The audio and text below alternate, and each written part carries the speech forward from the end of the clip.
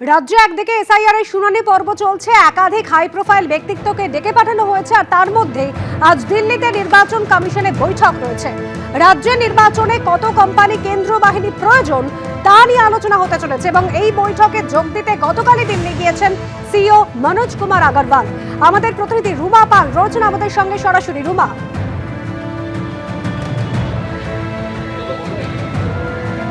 দেখো, আজকে দুপুর 3টেতে এই বৈঠক শুরু হওয়ার কথা এবং নির্বাচন কমিশনে যেমন প্রতিনিধিরা থাকবেন কেন্দ্রীয় স্বরাষ্ট্র মন্ত্রকের প্রতিনিধিরা, এবং এখান থেকে এই রাজ্য থেকে অবশ্যই মুখ্য নির্বাচনী আধিকারিক মনোজ কুমার আগরওয়াল রয়েছেন এবং তার সঙ্গে স্টেট পুলিশ নোডাল অফিসার আনন্দ কুমারও থাকবেন।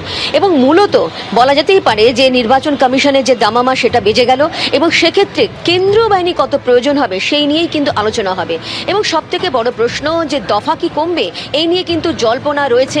এবং সেক্ষেত্রে দেখো, যদি মনে করা যায় 2021-এর নির্বাচন, সেখানে কিন্তু 8 দফায় নির্বাচন হয়েছিল, সেই দফা কি এবার কমলে কিন্তু অবশ্যই কেন্দ্রীয় বাহিনীর যে সংখ্যা সেটা বাড়বে এবং কত কেন্দ্রীয় বাহিনী প্রয়োজন হবে সেক্ষেত্রে কিন্তু আজকেই এই আলোচনা হবে।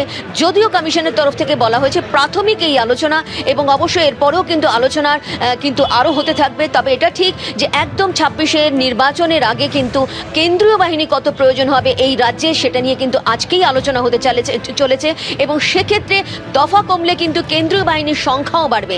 এবং অন্যদিকে এটাও ঠিক জল্পনা রয়েছে যে দফা কমতে পারে, তাও দফা কমলে তা কত দফায় কিন্তু করাতে চাইছে নির্বাচন কমিশন সেটা কিন্তু অবশ্যই কমিশনই মনে করছে যে তারা কত দফায় করবেন সেটা নিয়েই কিন্তু আলোচনা হবে। তবে এটা ঠিক আজকেই এই আলোচনা এবং তার সঙ্গে সঙ্গে এসআইআর যে শুনানি চলছে সেই শুনানি পর্ব চলছে এবং সেকেন্ড ফেজের অর্থাৎ যে লজিক্যাল ডিসক্রিপেন্সিসের যে সমস্ত নোটিশ ছিল সেগুলো কিন্তু যেতে শুরু করেছে এবং সেক্ষেত্রে শুনানি কিন্তু এখনো চলছে। সেই শুনানি চলবে একেবারে 7 ফেব্রুয়ারি পর্যন্ত এবং 7 ফেব্রুয়ারি পর্যন্ত, তারপর 14 ফেব্রুয়ারি একেবারে চূড়ান্ত ভোটার তালিকা প্রকাশ পাবে এবং তারপরেই কিন্তু ভোটের যে নির্ঘণ্ট সেটা ঘোষণা হবে এমনটাই মনে করা হচ্ছে। এবং ভোটের নির্ঘণ্ট ঘোষণা হওয়ার আগে আজকে কিন্তু এই বৈঠক হচ্ছে, একেবারে এই রাজ্যে কেন্দ্রীয় বাহিনী কত প্রয়োজন হবে সেই নিয়েই কিন্তু আলোচনা চলছে।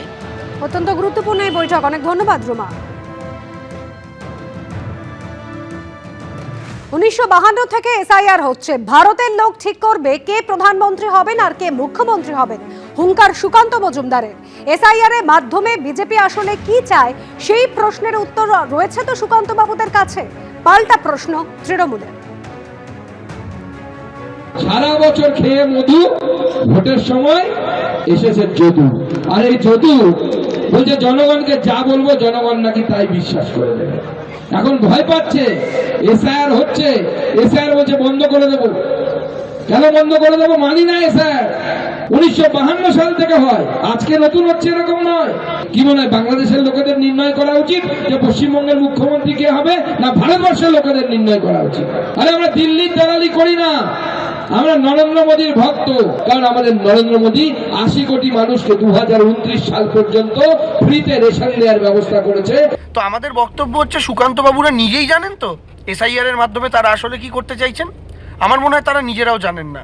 আসলে আসামে যেরকম এনআরসির মাধ্যমে হিন্দুদেরকে প্রথমে লোভ দেখিয়ে, হিন্দুদেরকে প্রথমে মিথ্যাচার করে যে বাংলাদেশি অনুপ্রবেশকারী তাড়াবো, আলটিমেটলি হিন্দুদেরই ক্ষতি করেছেন। পরে দেখা গেল হিন্দু বাঙালিরা সবচেয়ে বেশি ক্ষতিগ্রস্ত হয়েছে। এসআইআর এর মাধ্যমেও আলটিমেটলি এই বাঙালি জাতিরই ক্ষতি সাধনা করছেন ভারতীয় জনতা পার্টির নেতারা। মিশন বেঙ্গলে নেমেছে বিজেপি। তৃণমূল বিরোধী সব শক্তিকে একজোট হওয়ার ডাক দিয়েছেন রাজ্য বিজেপি সভাপতি। নিয়তির লিখন বুঝতে পেরেই চলছে এই আবেদন, কটাক্ষ তৃণমূলের। আমাদের একজন সমর্থকও ওদের ভোট দেবেন না, প্রতিক্রিয়া কংগ্রেসের। আবেদন করছি সিপিএম এর কর্মীদের কাছে, সিপিআই এর কাছে, ফরওয়ার্ড ব্লকের কাছে, অতিবামপন্থীদের কাছে, কংগ্রেসীদের কাছে, যারা দীর্ঘদিন তৃণমূল কংগ্রেসের থেকেও তৃণমূলের জন্য ক্ষমতার অমৃত রস পান করেননি, সেই তৃণমূল কংগ্রেস কর্মীদের কাছে মতাদর্শ বুকে রাখুন। পতাকার অবমাননা করবেন না, পতাকা বাড়ির উপরে তুলে রাখুন। যদি মনে হয় কষ্ট হয় বিজেপিকে ভোট দিতে, ডানাতে নয় পাহাড় দিয়ে বোতাম টিপুন। বিজেপিকে দেবার জন্য নয়, তৃণমূলকে সরানোর জন্য। শ্রমিকবাবু বুঝে গেছেন, নিয়তির লেখন তিনি পড়ে ফেলেছেন। 2026-এ বিজেপি 50 ক্রস করবে না, সেই জায়গায় দাঁড়িয়ে এখন তিনি কাকুতি মিনতি করে শুরু করেছেন সমস্ত দলের লোকজনকে যে আমাকে ভোট দিন, আমাদের হয়ে ভোট দিন। আসলে অ্যান্টি তৃণমূল একটা ন্যারেটিভ তৈরি করার চেষ্টা করছেন, কিন্তু বাংলার মানুষ সিদ্ধান্ত নিয়ে ফেলেছে একদিকে বাঙালি আর একদিকে বিজেপি। কেন সুমিতবাবু আপনাদের ভোট দিতে হবে, কি কারণে? আমাদের তো মনে হয় না নরেন্দ্র মোদী অমিত শাহর কোনো ইন্টারেস্ট আছে আপনাদের অপদার্থতা দেখে। এই বাংলার মাটি আপনাদের জন্য বলে আপনারা সত্যি শ্রমিকবাবু মনে করেন জাতীয় কংগ্রেসের কোনো কর্মী প্রকাশ্যে বা পর্দার পিছন থেকে কোনো দিন তৃণমূলের বিকল্প হিসাবে আপনাদের কখনো ভোট দেবে না? আর এবার চোখ রাখবো পরের খবরে। টেবিলে সাজানো বান্ডিল বান্ডিল নোট আর পিছনে বসে তৃণমূল নেতা। বারাসাতে তৃণমূল নেতা এবং স্থানীয় পঞ্চায়েত সমিতির সহসভাপতির ভাইরাল ভিডিও ঘিরে শুরু হয়েছে বিতর্ক। বন্ধুদের জমি সংক্রান্ত লেনদেনের পুরনো ভিডিও বলে দায় এড়িয়েছেন ওই তৃণমূল নেতা, যদিও ঘটনাকে হাতিয়ার করে আক্রমণ শানিয়েছে বিজেপি। টেবিলের উপর পরপর থরে থরে সাজানো 500 টাকার বান্ডেল।